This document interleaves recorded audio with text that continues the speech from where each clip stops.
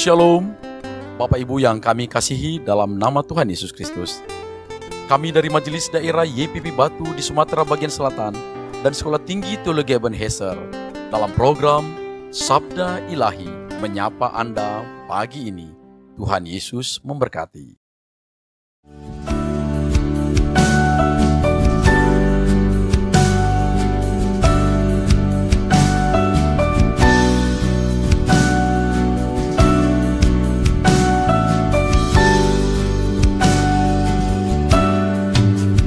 Berbahagia, yakin teguh, Yesus abadi, kepunyaanku. Aku warisnya, ku ditebus, ciptaan baru, Roh Kudus.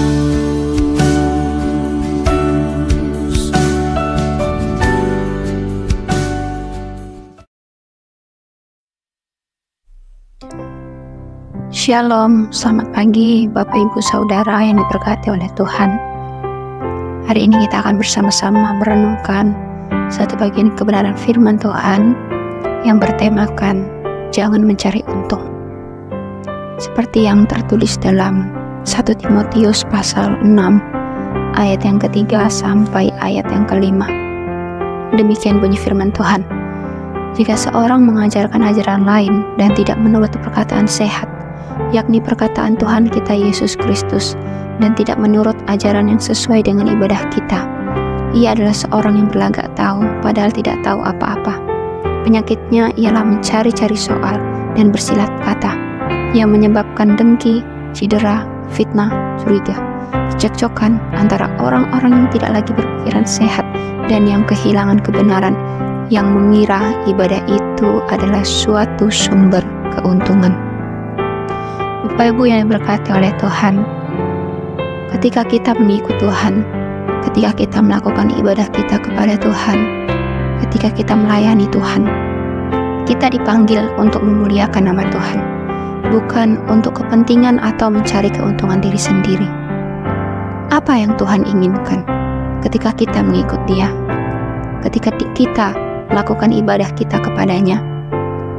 Tuhan menginginkan adanya perubahan karakter terjadi dalam diri kita.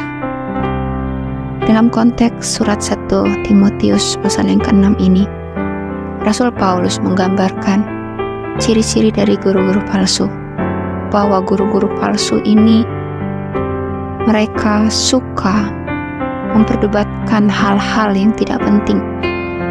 Mereka suka berlagak sok tahu padahal tidak tahu apa-apa, sehingga adanya sifat atau karakter-karakter negatif yang melekat begitu kuat dalam kehidupan guru-guru palsu ini.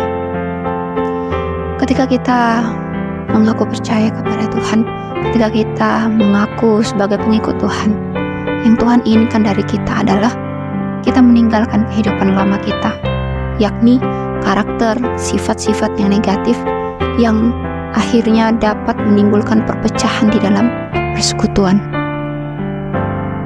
Tuhan menginginkan kita memiliki karakter yang rendah hati. Kita mau terbuka untuk belajar firman Tuhan. Kita mau terbuka menerima segala pendapat yang diutarakan orang lain kepada kita. Kemudian Tuhan juga menginginkan ketika kita mengikut Dia, Tuhan menginginkan kita memiliki motivasi yang benar. Bukan didasari karena kita ingin mendapatkan berkat dan berkat, tapi fokus kita kepada sumber berkat itu, bukan kepada berkat itu sendiri. Itulah yang Tuhan inginkan. Kita datang kepada Tuhan didasari karena kita begitu mengasihi Tuhan, dan kita mau menyatakan rasa syukur kita sebagai orang-orang yang telah diselamatkan oleh Tuhan. Dengan demikian, ketika kita memiliki karakter yang berkenan kepada Tuhan, ketika kita memiliki motivasi yang tulus dan murni di hadapan Tuhan, maka hidup kita penuh berkenan kepada Tuhan. Demikian firman Tuhan.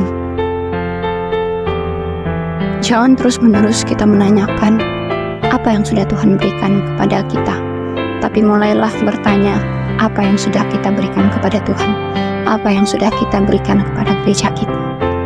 Mari kita bersatu dalam doa. Bapa kami yang di surga, hati kami melimpah dengan ucapan syukur ya Tuhan, untuk kebenaran firman Tuhan yang hari ini boleh menyapa kami, yang boleh mengingatkan dan menegur kami, sebagaimana kami orang-orang yang telah ditebus oleh Tuhan. Kami adalah orang-orang yang percaya kepadamu. Biarlah motivasi kami dalam mengikut Tuhan adalah motivasi yang benar dan murni di hadapan Tuhan. Bukan karena kami ingin mencari untung, tapi karena kami mengasihi Tuhan dalam hidup kami. Terima kasih ya Bapa. Hanya di dalam nama Tuhan Yesus Kristus kami berdoa. Amin.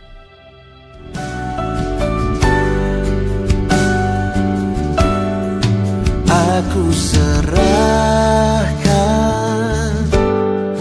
diri penuh dalam